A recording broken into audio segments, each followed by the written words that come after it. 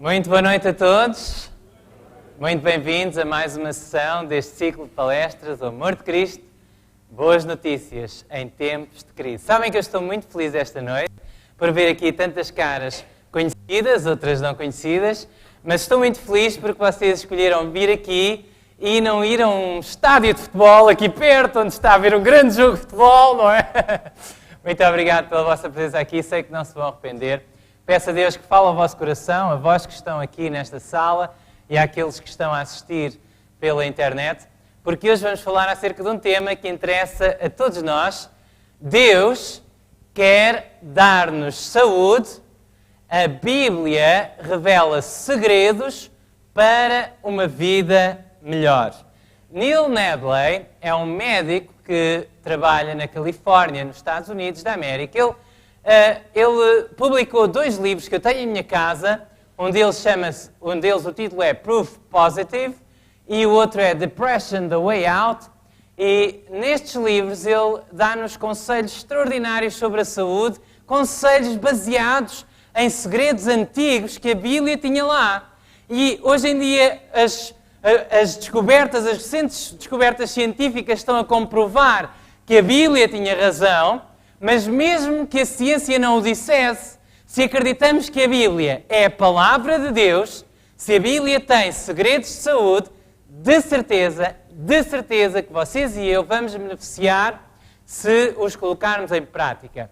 No princípio, logo na primeira página de texto deste livro, Proof Positive, este médico conta a história de um homem a quem ele estava a fazer um exame numa passadeira rolante, um homem que estava com uma suspeita de doença cardiovascular e este homem estava a fazer o teste lá com a passadeira, começou a cansar-se um bocadinho e começou a dizer assim: doutor, eu realmente não acho que faça diferença nenhuma o resultado do teste de hoje. E depois disse o seguinte: cada um de nós tem uma hora em que vamos morrer. Essa hora já está marcada e não há nada que possamos fazer em relação a isto. Então, o Dr. Neil Nedley começou a pensar, ele diz no seu livro, naquele momento, quando o homem me disse aquilo, veio à minha mente toda esta abundância de evidências e de estudos científicos que comprovam hoje em dia que o nosso estilo de vida, as coisas que nós comemos, as coisas que nós fazemos, a maneira como tratamos o nosso corpo, tem uma influência tremenda na nossa saúde. E então eu respondi-lhe: Harold, pode ou não ser verdade que Deus planeou o melhor momento para que você morra. Contudo, vamos por um momento pensar que Ele o fez. Deus pode ou não ter escolhido, não sei se Deus escolhe o momento em que cada um de nós morre. Mas vamos supor que Deus, o autor da vida, que tem tudo nas suas mãos, realmente Ele escolheu o momento em que você vai morrer, Harold. Vamos supor. Agora repare no que lhe vou dizer. O que ocorreria então se o Harold se suicidasse, se escolhesse tirar a sua vida? Será que não estaria a morrer mais cedo do que Deus planeou? Muitas pessoas hoje em dia, com o seu estilo de vida, com as coisas que comem, com os hábitos prejudiciais que adquiriram ao longo da vida, muitas pessoas hoje em dia, com a falta de exercício físico, com a falta de repouso, com uma vida desregrada, com uma vida contrária aos princípios de saúde da Bíblia, estão a suicidar-se pouco a pouco. Deus ama-te. Foi por isso que Ele deu o seu Filho na cruz do Calvário. A Bíblia diz que Deus amou o mundo de tal maneira, amou cada um de nós, habitantes deste planeta, de tal maneira que deu o seu próprio Filho, a maior riqueza do universo. E se Deus te ama assim tanto, Deus quer que tu cuides da tua saúde para poderes viver o maior tempo possível e com a melhor qualidade de vida possível. Quais são os segredos de saúde que a Bíblia nos dá? Antes disso, 3 João capítulo 1, verso 2, só há um capítulo em 3 João, é na realidade verso 2, e diz: amado, desejo que te vá bem em todas as coisas e que tenhas saúde Isto foi o apóstolo João que escreveu a um amigo chamado Gaio. O apóstolo João tinha o amor de Deus no coração. Um amor tão grande e tão forte que ele sabia que aquilo que Deus mais quer para cada um de nós é que tenhamos saúde. Como ter saúde? A Bíblia revela segredos, antigos segredos para termos saúde. Agora, isto é importante porquê? Porque a nível da saúde há uma lei universal que todos podemos reconhecer. Leiam comigo. Mais vale o quê? Mais vale prevenir do que remediar. A Bíblia ensina-nos a prevenir. É verdade que a Bíblia conta histórias de cura. Se tu estás a sofrer com uma doença, Deus pode curar-te, Ele pode escolher curar-te, mas o que Deus mais quer é que antes de chegarmos à doença, possamos prevenir para nem sequer lá chegar. Reparem como a Bíblia começa logo no início, logo em Gênesis. Quando nos fala acerca da criação de Deus, a Bíblia começa por dizer que Deus criou para Adão e Eva uma dieta especial, uma dieta que hoje a ciência está a comprovar que é melhor para o ser humano. Reparem o que diz a Bíblia. Gênesis 1, capítulo 29, e leio de uma versão mais atual, a Bíblia para todos. Deus continuou: dou-vos todas as plantas que produzem semente e que existem em qualquer parte da terra, e todas as árvores de fruto com a sua semente própria, é isso que devem comer. Então, qual foi a dieta que Deus deu ao homem no princípio? Qual foi? A dieta que Deus deu ao ser humano. O que é que Deus deu ao ser humano para comer? Fruta. Árvores de fruto que dão fruta e plantas com sementes, cereais, sementes oleaginosas, frutos secos. Foi isso que Deus criou para nós comermos. E reparem, o que diz a seguir, dou todas as verduras como alimento aos animais e aves, a todos os seres vivos que andam sobre a terra, e assim aconteceu. A Bíblia ensina que Deus, no início, quando criou esta terra, não criou esta terra para que os animais se comessem uns aos outros, nem para que os seres humanos se comessem uns aos outros, nem para que comessem animais. Deus deu uma dieta ao ser humano e essa dieta era a melhor, era a dieta que lhe traria a maior saúde possível. A seguir ao pecado, depois do homem ter caído em pecado, antes do dilúvio, Deus deu-lhe também uma expressão, a Bíblia usa a expressão erva do campo, espinhos e cardos também te produzirá, a falar acerca da terra que tinha ficado amaldiçoada pelo pecado, e diz: e comerás a erva do campo. Muitos comentadores acreditam, isto está em Gênesis, capítulo 3, verso 18, muitos comentadores acreditam que aqui refere-se às hortaliças. Hortaliças que se tornaram importantes na vida do ser humano depois da queda do homem em pecado. Inicialmente eram mais as frutas, os frutos secos, os cereais, mas depois foi importante adicionar as hortaliças. Não gostas de couves? Tens de começar a gostar, ok? Estou a brincar. Claro que a Bíblia ensina que depois houve um grande cataclisma mundial, houve o dilúvio universal, e aí tudo ficou alterado, e a partir daí o ser humano começou a comer carne, e Deus sancionou e regulamentou o consumo de carne, já vamos lá. Mas, muito interessante que anos e anos, centenas de anos depois do dilúvio, 600 anos antes de Cristo, temos uma história na Bíblia, no livro de Daniel, o grande livro de profecias do Antigo Testamento, logo no princípio, no primeiro capítulo, fala acerca da dieta de Daniel, ou da dieta que para Daniel era a ideal, e a dieta que permitiu a Daniel ter uma mente capaz de compreender as profecias da Bíblia.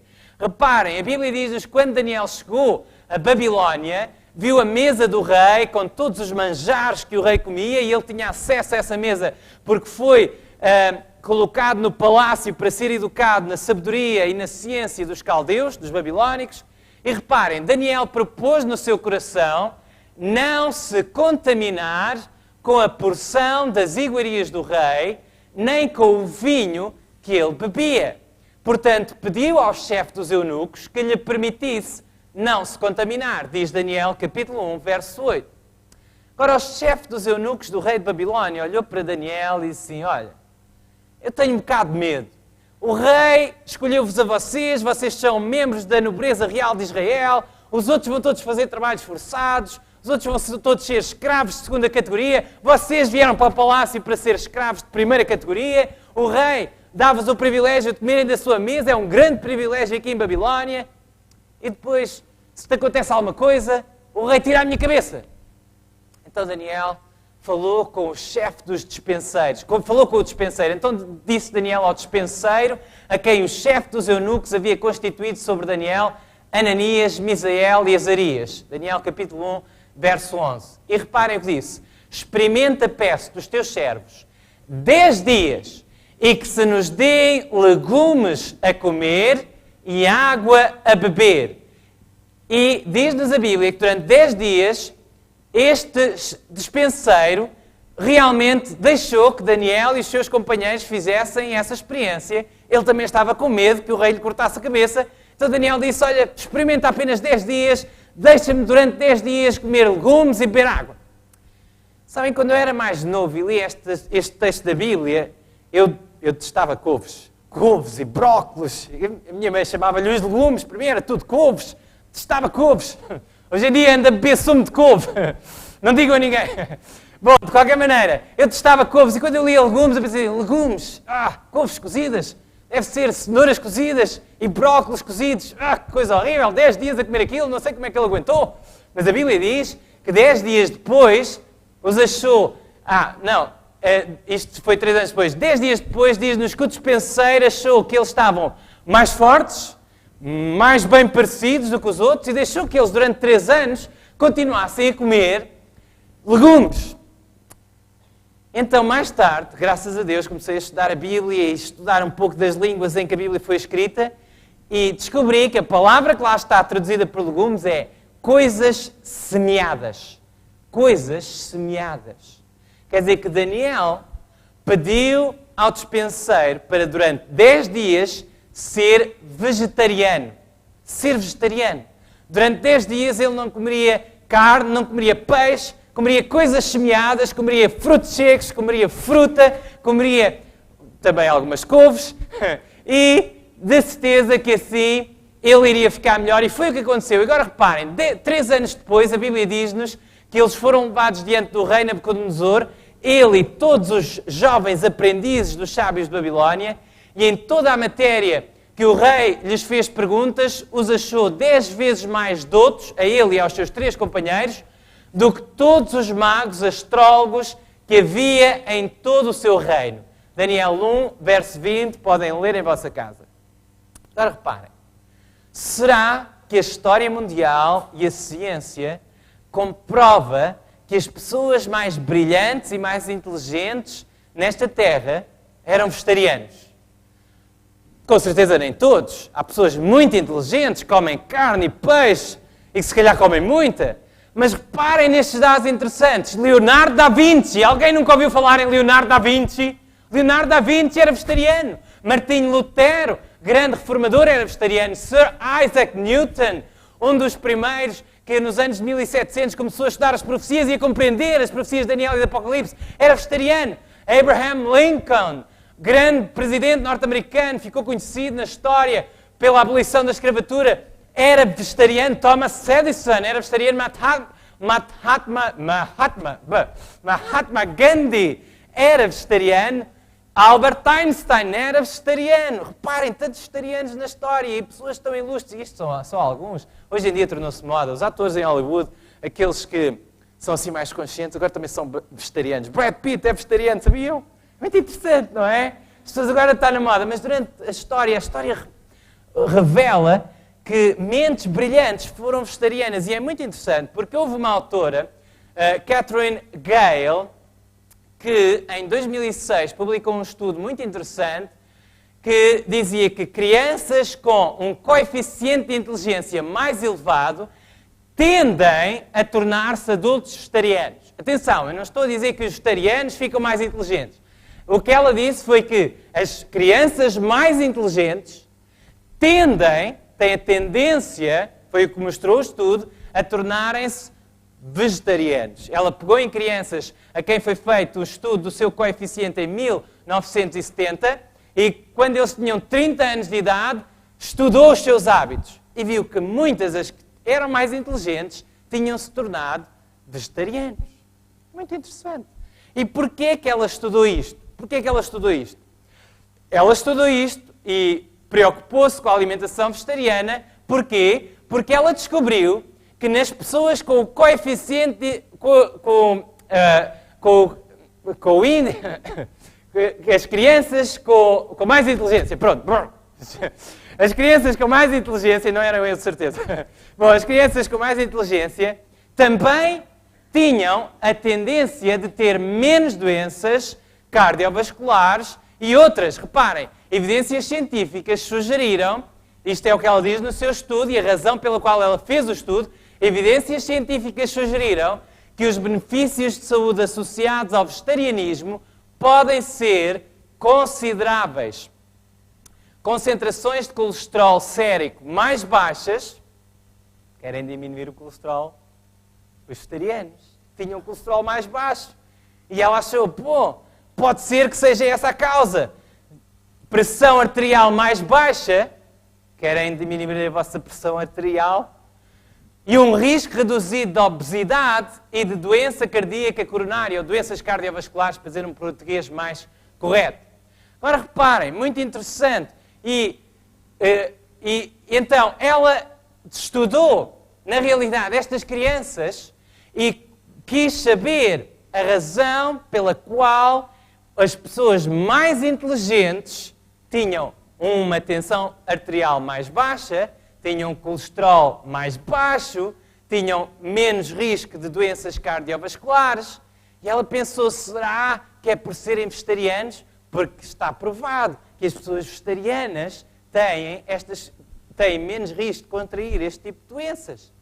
Então ela encontrou que realmente as crianças mais inteligentes tendiam a tornarem-se vegetarianos no futuro. Bom, eu não quero que ninguém me apedreje aqui esta noite. Estou a ver aqui pessoas já a olhar para mim assim um bocado de lado. Não é? Mas saibam, é assim. Não tens, reparem, se alguém está a ouvir estas palavras e acha que é muito difícil ser vegetariano, deixa-me dizer, não é difícil ser vegetariano. É mais fácil ser vegetariano do que comer carne e peixe. Carne e peixe tens de cozinhar. Na realidade, podes ser vegetariano sem cozinhar. A maçã está lá, basta ir à árvore e comer. Pô, podes descascá-la. Já lá vamos. Ninguém se sinta mal, eu não estou a dizer que tens de ser, de um momento para o outro, tens de tornar vegetariano, isso pode até ser perigoso, mas estou a dizer que tens interesse em estudar a Bíblia e em ver quais são os conselhos que Deus tem para a tua saúde na Bíblia e tens interesse em adotar um estilo de vida mais de acordo com a Bíblia. Mesmo não vais mudar, de repente, Deus quer dar-te mais saúde e Deus mostra-te até através de evidências científicas, se não quiseres começar logo a acreditar na Bíblia, pelo menos olha para os estudos científicos. Reparem, David Jenkins e a sua equipa desenvolveram um portfólio dietético baseado em descobertas recentes para reduzir o colesterol sérico. E está aqui o estudo que vocês podem consultar. Ele está disponível em alguns sites online, mas eu coloquei aqui a referência exata e as páginas exatas que eu pude consultar. E agora reparem, diz-nos que a dieta proposta, uma dieta para reduzir o colesterol, a dieta proposta era o quê? De acordo com os estudos mais recentes, se querem reduzir o vosso colesterol, adotem uma dieta vegetariana. Eles fizeram um estudo e colocaram dois grupos. Um grupo que seguia esse portfólio dietético, seguia aquele menu que os médicos prescreveram. Eu estive a ler o menu, estive a ler exatamente o que é que as pessoas comiam ao pequeno almoço, o que é que eles comiam ao almoço, davam-lhes um lanchezinho à tarde. E deixem-me dizer-vos, para quem já é vegetariano há alguns anos, eu acho que aquilo nem era nada assim por aí além. E mesmo assim, querem ver os resultados? Porque eles dizem vegetarianos, eles até disseram completamente vegetarianos, porque não tinha carne e peixe, e está correta a designação, mas há algumas pessoas que pensam ser completamente vegetariano, quer ser vegan, quer não comer nada de origem animal. Não, eles comiam algumas coisas de origem animal, um queijo de baixa gordura. Agora reparem, muito interessante, que o grupo medicado com lovastatina para reduzir o colesterol, nesse grupo houve uma queda do colesterol de 33%. Agora, no grupo que não tomou lovastatina, mas que seguiu a dieta vegetariana, houve uma queda de 30% do colesterol. O que é que vocês preferem? Começar a comer mais maçãs e cenouras? Ou tomar um comprimido? Tomar um comprimido é mais fácil. Pois é, mas comprimidos têm químicos. Todos os comprimidos têm alguma coisa que não é exatamente o ideal que Deus criou para a nossa saúde, ou não? O ideal que Deus criou para a nossa saúde está na natureza. Eu também tomo alguns comprimidos às vezes, se é necessário. Estamos num mundo de pecado. Se é necessário tomar comprimidos, vamos tomar. Mas não seria melhor evitar? Não seria melhor prevenir? Mais vale prevenir do que remediar. E em relação ao cancro, reparem o que foi publicado pela Sociedade Americana do Cancro. 1/3 das mais de 572 mil mortes por cancro que ocorrem nos Estados Unidos a cada ano podem ser atribuídas a hábitos dietéticos e de atividade física, incluindo o excesso de peso e a obesidade. Eu não tenho problemas de excesso de peso e obesidade, como podem ver. E sou vegetariano. Estou a brincar. Claro que há muitos vegetarianos que têm estes problemas. Mas a dieta vegetariana ajuda. Estou-vos a dar com força na cabeça, peço desculpa, mas é a Bíblia. A dieta original era vegetariana. Reparem, enquanto que outro terço é causado pela exposição aos produtos do tabaco. Neste artigo estava escrito, e muito bem patente, que também fatores genéticos influenciam muito, mas 1/3 tem a ver com maus hábitos de saúde, maus hábitos alimentares, maus hábitos em relação à atividade física, estamos a tornar cada vez mais sedentários, e outro terço em relação à exposição aos produtos do tabaco. Agora reparem, comportamentos tais como evitar a exposição aos produtos do tabaco, manter um peso saudável, estar fisicamente ativo durante a vida e consumir uma dieta saudável podem reduzir substancialmente o risco de uma pessoa desenvolver ou morrer de cancro. Agora vocês perguntam, e reparem, diz ainda, estes mesmos comportamentos também estão associados com a diminuição do risco de desenvolver a doença cardiovascular e a diabetes. Querem prevenir os ataques cardíacos? Há alguém aqui que gostasse de ter um ataque cardíaco? Há alguém? Se calhar há alguém aqui que já teve, ou se calhar há alguém que está a ouvir. Não seria bom prevenir estas coisas? E prevenir as outras doenças, a diabetes, e especialmente prevenir o cancro. Dizem que com uma alimentação equilibrada, dizia o estudo, uma dieta saudável, podes prevenir o cancro. Qual é a dieta saudável que a Sociedade Americana do Cancro promove ou aconselha?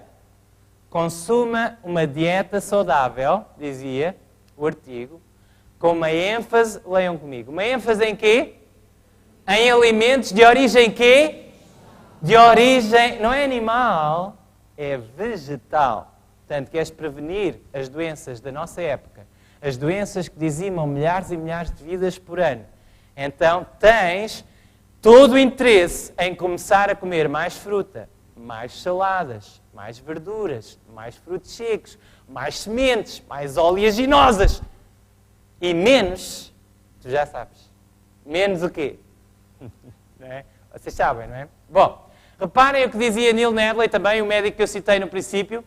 Continuam a acumular-se provas. Ele estudou. Tem lá uma carrada, tantas referências no livro, é impressionante. Não podia trazê-las todas. As que eu trouxe aqui nem foram de lá, porque há tantas evidências hoje em dia, só quem não quer ver é que não vê. Continuam a acumular-se provas que mostram que os vegetarianos tendem a desfrutar mais da vida e até têm uma melhor vida social do que antes de se tornarem vegetarianos. Ainda mais, a incidência tanto de depressão como de ansiedade foi demonstrada mais baixa em vegetarianos do que em não vegetarianos. Quer dizer que, isto ele escreve no seu livro para ensinar as pessoas a sair da depressão, quer dizer que mesmo para estares mais animado e mais saudável e teres menos risco de contraires uma depressão ou para te ajudar a sair da tua depressão, seres alguém que come mais vegetais, mais frutas, é muito melhor. Agora, claro que portugueses, eu já estou a ver aqui a cara de alguns, não é? Portugueses, eu sei muito bem como é que é. A minha mãe educou-me bem. Quando ela me dizia, o que é que tu queres comer, filho? Um bife e batatas fritas. Com ovo estrelado. A gente até costumava dizer, com ovo estrelado a cavalo, não é? Eu comia muita carne. E era magrinho como sou hoje. Portanto, isso não tem nada a ver. No meu caso, não tem nada a ver. Para outras pessoas pode ajudar. No meu caso, eu sou mesmo, é defeito de fabrico. Bom, de qualquer maneira, reparem naquilo que nós fazemos. Hoje em dia, graças a Deus, já há pessoas muito conscientes que não fazem isto, mas punhamos um grande bife, não é? De certeza que hoje em dia já ninguém faz isto, não é? Mas punha-se um grande bife no prato, com algumas batatitas e um arrozito, e depois uma folha de alface que é para aliviar a consciência. Oh, estou a comer salada. É, não é? Pois, meu amigo, não estás a ajudar, cuidado. Mais uma vez digo, nada de mudanças radicais pode ser prejudicial para ti. Se comes carne 2 ou 3 vezes por dia e vais deixar de comer carne de repente, o teu estômago vai produzir aquele ácido todo para desfazer a carne, tens estado um trabalho tão grande ao teu estômago, podes ficar doente. Isso aconteceu com a minha esposa. Agora, repara, lentamente, mas seguramente, podes estudar e podes começar a consumir menos carne. Mesmo os que consomem carne e querem consumir carne, podem consumir menos carne. E menos peixe, e mais coisas vegetais, coisas criadas por Deus para a nossa alimentação. Mas podes dizer, mas Jesus comeu peixe! Sim, Jesus comeu peixe. Jesus, como um judeu do primeiro século, comeu peixe. Muito interessante, porém, que o peixe que Jesus comeu no primeiro século, de certeza que não estava tão contaminado pela poluição como está o peixe que nós comemos hoje. De certeza. E Jesus não só comeu peixe, mas de acordo com a Bíblia, muito provavelmente ele comeu carne, pelo menos na Páscoa. Mas o peixe e a carne que os judeus comem. E que eles comiam no primeiro século. Como é que era antigamente? Comia-se carne a todas as refeições? Pequeno almoço, almoço e jantar? Era assim antigamente? Aqueles aqui que têm cabelos brancos, como é que era? Antigamente, comíamos carne, tanta carne como se come hoje em dia? Era assim?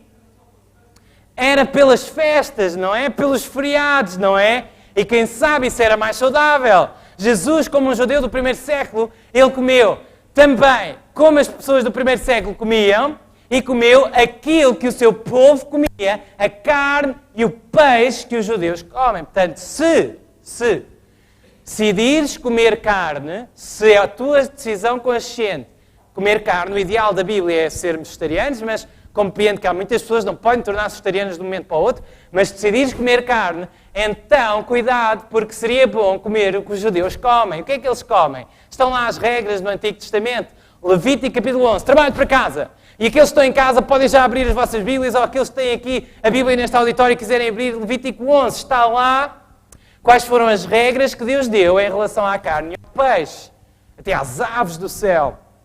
Não podíamos falar sobre tudo, mas vou falar sobre algumas coisas interessantes. O Senhor disse a Moisés e a Arão que comunicassem aos israelitas as seguintes ordens. Levítico 11, verso 1 e 2, estou a ler uma versão atual para ser mais compreensível. De todos os animais que vivem em terra, aqueles que vivem em terra, são estes os que podem comer. Todos os que tiverem a unha do pé dividida em 2 cascos diferentes e forem ruminantes, desses podem comer. O que é um animal ruminante? Quem sabe? O que é um animal ruminante? As ovelhinhas, quando elas estão a comer erva, elas estão a comer a erva e estão a mastigar a erva, depois levantam a cabeça e continuam. Estão a ruminar. Se elas ruminam e se têm a casca dividida, a unha do pé, o casco dividido em 2 cascos diferentes e são ruminantes, então desses podem comer. Por isso não devem comer dos seguintes, ainda que sejam ruminantes ou tenham a unha dividida. Portanto, para podermos comer têm de ter as 2 características. Se só têm uma, se só são ruminantes ou se só têm a unha dividida, não devemos comer. Exemplo, Levítico 11, verso 4, o camelo. Nada de camelo lá em casa, ok? Nada de camelo. Tirem o camelo do vosso frigorífico, ok? O camelo, pois rumina, mas não tem a unha dividida. devem considerá-lo impuro. Impuro para comer o camelo não é bom. Ele é tão simpático, tem uma expressão tão engraçada. Bom, tem um bocado de baba. Eu já montei num dromedário, não montei no cabelo. Tem um bocado de baba, é um bocado nojento. Bom, de qualquer maneira, considerá-lo impuro. O coelho. Aqui já é mais difícil. Senhores portugueses, eu sei que os portugueses comem muito coelho. O coelho da minha avó um dia mordeu-me o dedo, a seguir aí eu testei o coelho. Bom, de qualquer maneira, mordeu-me o dedo o coelho. O coelho que rumina, mas não tem a unha dividida, devem considerá-lo impuro. Levítico 11, verso 5. Levítico 11, verso 6. A lebre que rumina, mas não tem a unha dividida, devem considerá-la impura. Levítico 11, verso 7. O porco. O porco. Que tem a unha dividida em 2 cascos, mas não rumina. Devem considerá-lo impuro. E Deus diz então, não devem comer a carne de nenhum destes animais. Levítico 11, verso 8. Eu fiz um bocadinho de estudo. Eu acho que eu não sou muito a favor das teorias da conspiração. Mas, desta vez, a ler tudo aquilo que me aparecia à frente, eu achei que deve haver aqui alguns interesses económicos por trás. Não sei se estão de acordo comigo, mas em Portugal consome-se muita carne de porco, sim ou não? Em Portugal, não sei como é que é nos outros países que estão a assistir, mas em Portugal consome-se muita carne de porco. E a carne de porco tem muita gordura. E a carne de porco não é, a meu ver, porque eu acredito na palavra de Deus, não é a carne mais saudável, é uma das carnes menos saudável. É uma das carnes que dizem alguns estudos que mais transmite infecções e doenças infecciosas ao homem. Agora, eu não trouxe os estudos, porque por cada 3, 4, 5 estudos que eu pudesse colocar aqui à frente, que dizem que a carne de porco não é saudável, ou encontrei um estudo que relacionava o consumo de porco com o aumento da cirrose, encontrei também outras coisas, bom, não vou dizer tudo, mas também há muitos estudos, ou pretensos estudos, que dizem que não, que hoje em dia está tudo muito controlado, que hoje em dia nós podemos comer sem problema nenhum, e realmente antes havia a triquinose, hoje em dia já está tudo muito regulamentado, já não há triquinose. Sabe o que é triquinose? Não é aquelas larvas que vivem nos músculos do porco e que passam para os nossos músculos, para o nosso estômago, e depois se dividem em milhares e milhares de larvas. Hoje em dia, graças a Deus, já não há casos desses, mas Deus, 1500 anos, Moisés escreveu, 1500 anos antes de Cristo, Moisés escreveu as leis para prevenir doenças durante tanto tempo afligiram a humanidade, mesmo que hoje em dia não afligissem, para o bem das gerações que foram antes de nós, seria ótimo. No entanto, também há muita gente a dizer, não, é tudo saudável, está aqui os estudos, está aqui... Bom, meu querido amigo, minha querida amiga, eu não como carne de porco, primeiro sou vegetariano e decidi adotar a dieta que Deus preconiza como a mais saudável na Bíblia. Agora, poderia vir o melhor médico, o melhor cientista dizer-me que a carne de porco faz bem. Se a Bíblia diz que a carne de porco não é para os filhos de Deus comerem, então eu, que aceitei Jesus como meu Salvador e que me considero um filho de Deus, não vou comer carne de porco. Amém? Estão de acordo com este raciocínio? Penso que é lógico e normal. Dos animais que vivem na água, podem comer de todos os que têm barbatanas e escamas, quer sejam do mar, quer sejam dos rios. Então, Levítico 11, verso 9, dá a regra para os animais que vivem na água. Seja que viva na água ou nos rios, e também, se lerem Levítico 11, diz, mesmo os répteis, podem comer de todos os que têm barbatanas e escamas, quer seja do mar, quer seja dos rios. Aquele que não tiver ou escamas ou barbatanas, esse não se pode comer. Peixe-espada. Tem escamas e barbatanas? Não tem. Tubarão. Pescada. Pescada podes comer. Mas bom, podem ler na Bíblia, leiam em vossa casa, Levítico capítulo 11, diz-nos quais são os peixes que podemos comer ou não. Portanto, qualquer animal aquático sem escamas nem barbatanas, considerem no quê? Imundo. Levítico 11, verso 12. O marisco. Os portugueses comem muito marisco, sim ou não? Amêijoas, não é? Há pessoas que gostam imenso de ir para lá. Eu vivi no Algarve. Vi as pessoas no rio a apanhar. Eu acho que eles apanham não só pelas amêijoas, não gostam de andar ali a apanhar sol. Eu também gostava de andar ali a apanhar sol. Mas as amêijoas não são boas para a tua saúde. O marisco não é bom para a tua saúde. Eu encontrei uma senhora que conhecia esta verdade bíblica e um dia disse-me assim: pastor Daniel, eu sei que a Bíblia diz que não devemos comer marisco, Mas às vezes eu vou aos casamentos. Eu sento-me lá no casamento. E eu vejo aquele marisco todo ali. Aquilo custou um dinheirão. E aquilo é muito... Já vi deitar aquela comida toda fora? Não pode ser. Então eu finjo que as perninhas são as barbatanas e que esta casca do camarão é as escamas e eu como e não tenho problema nenhum de consciência. O marisco, como o porco, foi criado por Deus com certas características, a enguia. Foi criado por Deus com certas características. Uma vez era pequenino, estava a assistir a um programa na RTP2. Desculpem a publicidade. Estava a assistir um programa na televisão. E começou a dar um programa sobre as enguias. E muito interessante, dizia que as enguias, na realidade, são os caixotes do lixo ambulantes que andam pelo rio acima a comer tudo aquilo que é tóxico e tudo aquilo que não presta. E depois as pessoas vão comer as enguias. Meu amigo, não comas isso. Deus ama-te. Deus deu o seu Filho por ti. Deus quer que tu tenhas saúde. Deus ama-te tanto que quer livrar-te de doenças, quer dar-te uma melhor saúde. E por isso Ele diz-te o que é que não podes comer. Deus ama-nos tanto. Diz as aves que podemos comer, diz as aves que não podemos comer, está lá em Levítico 11, podes ler, Deuteronômio 14 também diz, podes ler, podes ficar na dúvida, se estás na dúvida em relação a alguma ave, olha, mais vale não comeres, mas diz lá o que é que podemos comer, o que é que não podemos comer, em relação a carne e peixe, se escolheres comer carne e peixe, ou comer durante ainda algum tempo, porque eu estou com uma grande esperança que vais te tornar vegetariano, vocês todos vão se tornar vegetarianos, não é? Estou a ver alguns a fazer. Está bem, pastor. Até diz, a Bíblia até diz quais são os insetos que nós podemos comer e não podemos comer. Se quiseres comer um gafanhoto, de acordo com a Bíblia, podes comer um gafanhoto, ou um grilo. Mas há um inseto que os portugueses comem muito, não é? Os portugueses comem muito, meu avô comia caracóis assim deste tamanhão. Eu via-os assim, ele a pô-los vivos dentro da frigideira, com aquela coisa toda assim a sair, aquele ranho, não é? Mas há muita gente que gosta, que é muito saboroso. Meu amigo, mesmo que aches que isso é muito saboroso, estou-te a dizer isto com todo o carinho, coração aberto, desculpa a brincadeira, mas é verdade. Coração aberto não é saudável. Porque a Bíblia diz, eu acredito na Bíblia, é a palavra de Deus. Há muita gente que diz, mas estas leis foram dadas aos judeus, foi para os judeus, não foi tanto para nós. Quantos judeus é que existiam no momento do dilúvio? Em Gênesis capítulo 6, nós lemos a Bíblia desde Gênesis capítulo 1, chegamos a Gênesis capítulo 6, conta-nos a história de Noé, em que Deus mandou o dilúvio para destruir a terra completamente. Quantos judeus é que existiam nesta altura? Não existiam judeus. E já nesta altura, Deus pediu a Noé para levar 7 pares de animais limpos com ele para a arca de todos os animais limpos. Tomarás para ti 7 e 7, o macho e a sua fêmea. Mas dos animais que não são limpos, 2, o macho e a sua fêmea. Gênesis capítulo 7, verso 2. Deus quer que sejamos saudáveis.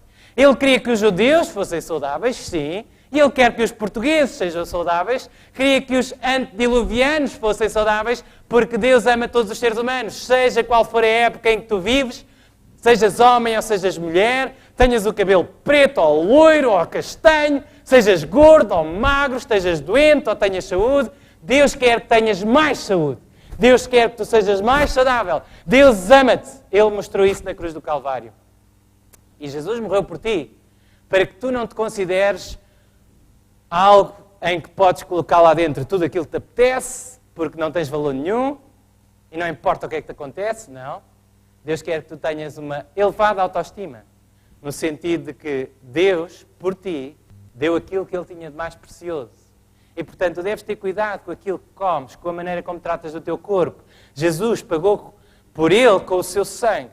Aliás, logo aqui, Deus começa a falar, foi aqui exatamente, na altura de Noé, que Deus deu a permissão, a terra estava toda destruída, as árvores estavam destruídas, não havia culturas, não havia hortaliças boas para comer, não havia frutas em condições, não havia frutos secos em condições, não havia saladas em condições.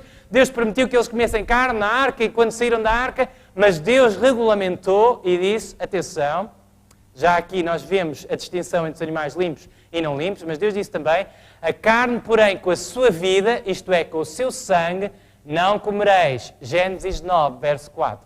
Eu já estou a imaginar alguém, quando eu sair daqui esta noite, estar ali com um tomate à minha espera para mandar à cara, porque eu hoje estou a dizer tudo, não é? Arroz de cabidela, portugueses, eu sei como é que é. Eu nasci numa família, eu tenho uma grande família, tios, avós, primos, e eu sei o que é que os portugueses comem. E eu sei que há certas coisas que os portugueses comem com muito sangue e que não deviam comer, faz-nos mal à saúde. Não é o não podes fazer isto, não podes fazer aquilo, não é isso, não é uma proibição. É, tu podes viver mais tempo, ver os teus netos e teres uma qualidade de vida maior, tu podes, se cuidares da tua saúde. Ou pelo menos tens boas hipóteses de poder ter uma vida mais longa e mais qualidade de vida, se tu cuidares da tua saúde. A Bíblia tinha conselhos em relação à saúde, que só hoje estão a ser comprovados pela ciência, mas que nem preciso trazer estudos, vocês e eu vamos de certeza estar de acordo com isto. Reparem, Levítico 3, verso 17. Nenhuma gordura, nem sangue algum comereis. A gordura é boa para a saúde? É boa para a saúde a gordura? 1500 anos antes de haverem os estudos, 1500 anos antes de Cristo, antes de haverem os estudos, a Bíblia dizia, nenhuma gordura, nem sangue algum comereis. Agora muitas pessoas dizem, ok, isto era tudo leis do Antigo Testamento, Jesus veio, aboliu todas essas leis, agora podemos comer tudo aquilo que quisermos, de certeza que não há problema nenhum. Até há alguns textos de Jesus e do apóstolo Paulo, ou textos dos evangelhos que dizem coisas que Jesus disse, ou textos do apóstolo Paulo. Jesus morreu na cruz por quem? Pelos animais ou pelos seres humanos? Para santificar e purificar a quem? Animais ou seres humanos? Jesus morreu por ti e por mim, seres humanos, morreu para nos purificar dos nossos pecados.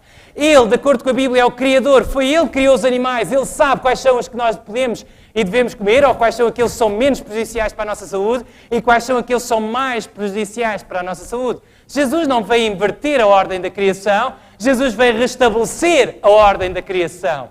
E quando nós lemos os textos da Bíblia, devemos ler o contexto. Por exemplo, vou-vos trazer um texto do apóstolo Paulo, que é usado por alguns para dizer que agora podemos comer tudo, não há importância nenhuma. Reparem, 1 Timóteo capítulo 4, verso 3, Paulo estava a escrever a Timóteo e disse, cuidado, há por aí umas pessoas que andam a proibir o casamento. Quem é que criou o casamento? Nós já estudámos isso. Quem é que criou o casamento?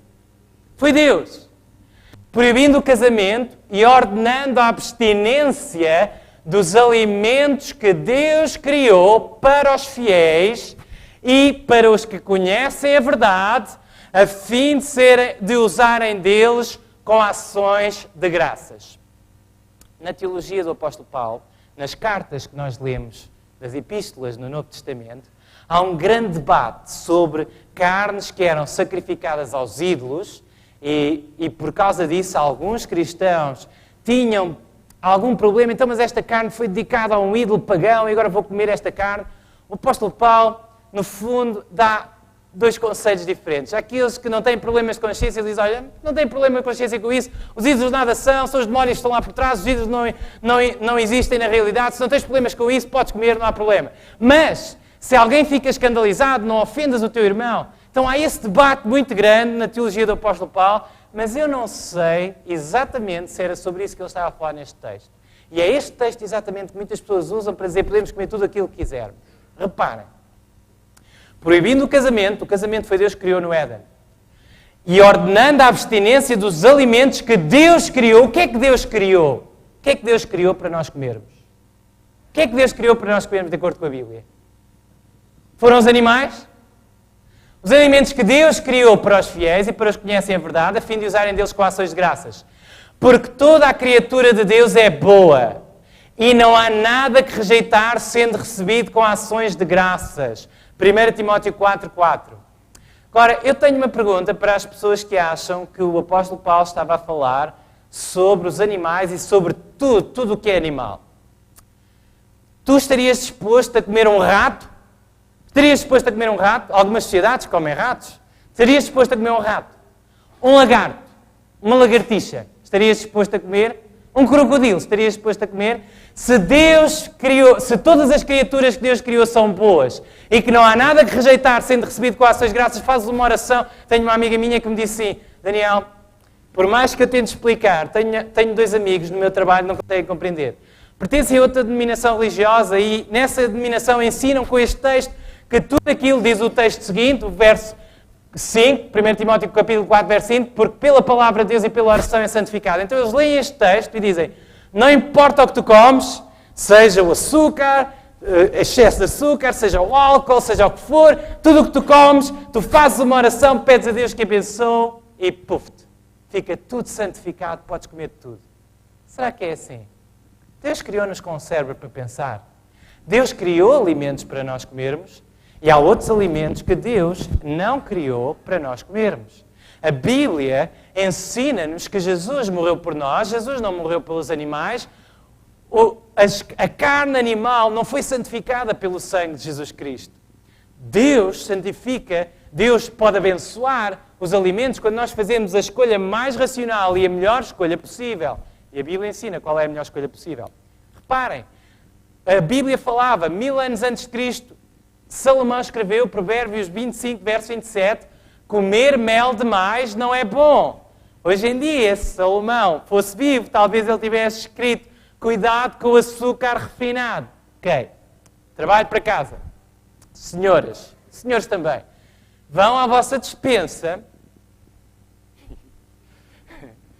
Vão à vossa despensa, peguem na vossa lata de cogumelos que compraram no supermercado e em tudo o que lá tem, lata de cogumelos, lata de milho, peguem nas vossas latas e peguem nas embalagens e leiam e separem as coisas que têm açúcar e as que não têm. Vocês vão ver quantas coisas é que têm lá o açúcar.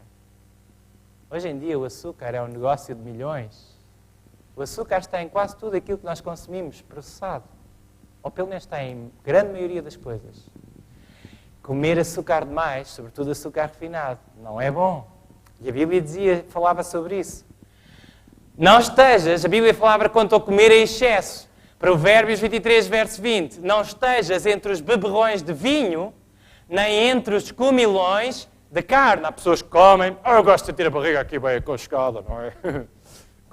Comem, até sentir a barriga quase a arrebentar. Cuidado com o excesso de comida e com o excesso de bebida.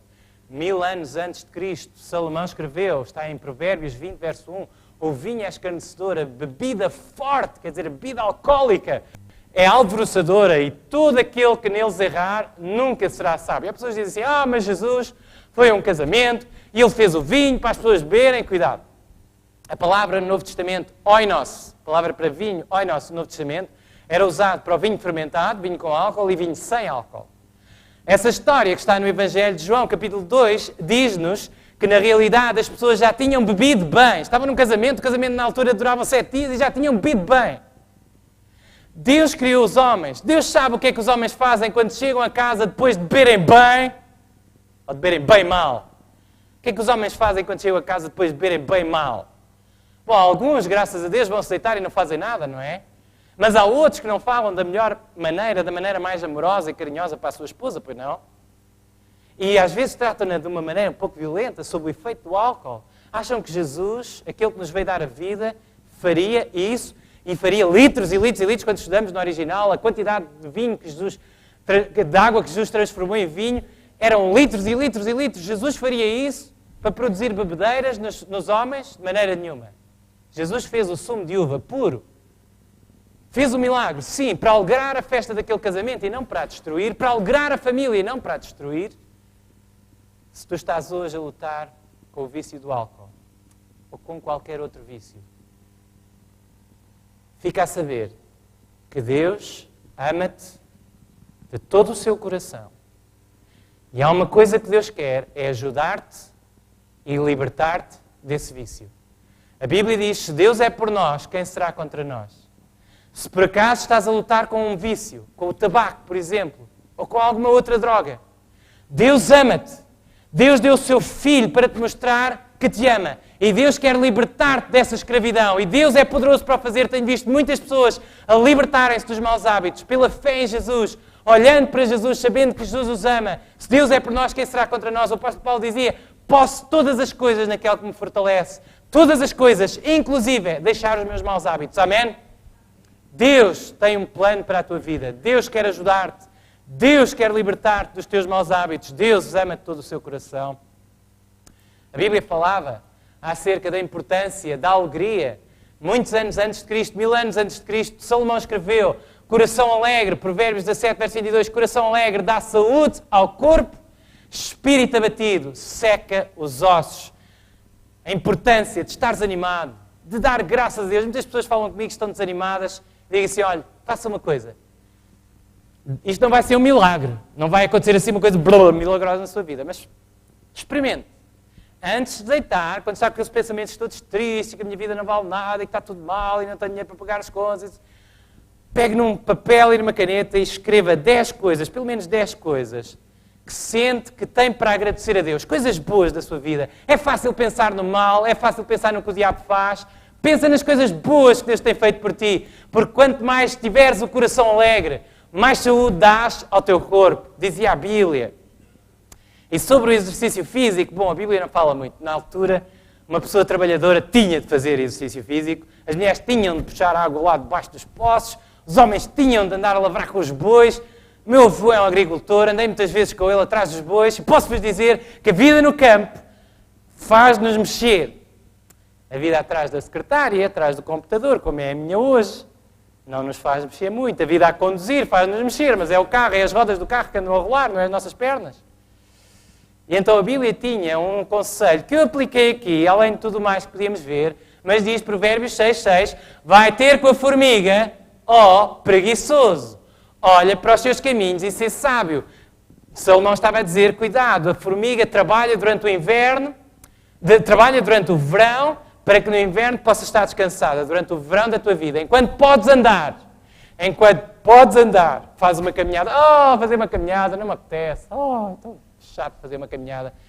Cuidado, porque pode chegar ao tempo da tua vida em que já não possas fazer uma caminhada e isso será muito grave. Faz uma caminhada, faz exercício físico, faz bem ao teu sangue, faz bem ao teu cérebro, faz bem ao teu coração.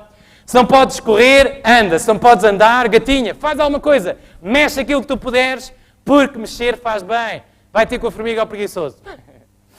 Bom, estamos a chegar ao fim. E muitas vezes falamos, quando se fala acerca dos conceitos de saúde da Bíblia, falamos sobre aquilo que a Bíblia diz que devemos fazer. Eu tentei mostrar-vos aquilo que a Bíblia diz que devemos fazer para ter mais saúde, porque Deus nos ama. Mas onde é que está o poder para realmente mudar a nossa vida, para mudar os nossos hábitos alimentares, para mudar os nossos maus hábitos e para deixar os nossos vícios? Esse poder, a meu ver, só pode vir de um lugar e só pode vir de uma pessoa. Só pode vir de Jesus e da sua cruz. Quando estavam a levar Jesus para ser crucificado, há muitos anos atrás, naquela sexta-feira escura, injusta, mas ao mesmo tempo a sexta-feira em que Deus nos justificou, levavam Jesus. E àqueles que eram crucificados e a quem eram trespassadas as mãos e os pés, era-lhes permitido beber uma mistura de vinho ou de vinagre e para que eles pudessem suportar aquele sofrimento de uma maneira mais fácil. E reparem o que a Bíblia diz, chegando ao lugar chamado Gólgota, que se diz lugar da caveira, diz-nos Mateus, capítulo 27, verso 33, e o verso 34, deram-lhe a beber vinagre misturado com fel, mas ele, provando-o, não quis beber. Jesus veio devolver ao ser humano a capacidade de resistir ao apetite pervertido. No Éden, Satanás fez com que Adão e Eva começassem a cair através do apetite. E na cruz, Jesus venceu o apetite. Na cruz, Jesus venceu por ti e por mim. No deserto da tentação, em que Jesus jejuou 40 dias e 40 noites, Ele suportou as agruras da fome para que tu e eu, olhando para o seu exemplo e recebendo o poder da sua morte por nós, pudéssemos ter força para dizer que não aos maus hábitos, para dizer que não ao apetite pervertido, ao apetite que não entrará no céu. Meu querido amigo, minha querida amiga, há coisas que Deus criou para nós comermos e há um estilo de vida que Deus nos criou para nós termos. E é isso que Deus quer restaurar em ti e em mim, para que um dia possamos estar no céu. Há alguns anos atrás, eu estava na minha sala de estar, de manhã, no Algarve, estava a orar, estava a pedir a Deus força e sabedoria para aquele dia. tinha de sair, tinha um compromisso e a minha esposa era para me acompanhar. Mas ela chegou ao pé de mim e disse-me: Daniel, eu hoje não vou conseguir ir contigo, eu estou com muitas dores. O nosso filho tinha nascido há pouco tempo e desde o nascimento do Lucas, a Soliane contraiu uma doença crónica, grave, uma doença para a qual não há cura conhecida. E ela tem muitas dores todos os dias. No entanto, há dias em que ela está pior e naquele dia era um desses dias. Ela disse: eu não consigo ir contigo. Eu senti um peso no coração tão grande, já era há tanto tempo, há tantos meses que ela andava a sofrer assim. Eu ajoelhei-me e pedi: meu Deus, por favor, faz algo especial pela minha esposa. Por favor, ajuda. Ela está com tantas dores. Vejo-a sempre com tantas dores assim. Sabem que a minha esposa gosta muito de comer? É como eu. A mim não se nota. E noutras pessoas nota-se. Mas a mim não se nota, graças a Deus. Eu posso comer tudo o que eu quiser. Eu tenho um metabolismo que é o sonho de muita gente. Posso comer as sobremesas que eu quiser. A Soliane já não é assim. Posso comer as sobremesas que eu quiser, não engordo. Ela gosta muito de comer. Desde pequenina gostava muito de comer. A mãe é uma excelente cozinheira. Faz aquela comida mesmo saborosa, saborosa, saborosa. Eu lembro-me um dia, estava sentado, quando nós namorávamos, estava sentado à mesa com os pais e o meu sogro estava a descascar uma pera ou uma maçã e a dar a Soliane na boca. Os namorados fazem isto. Hoje em dia já não faço isto. Porquê é que eu já não faço isto? 10 anos fazia isto.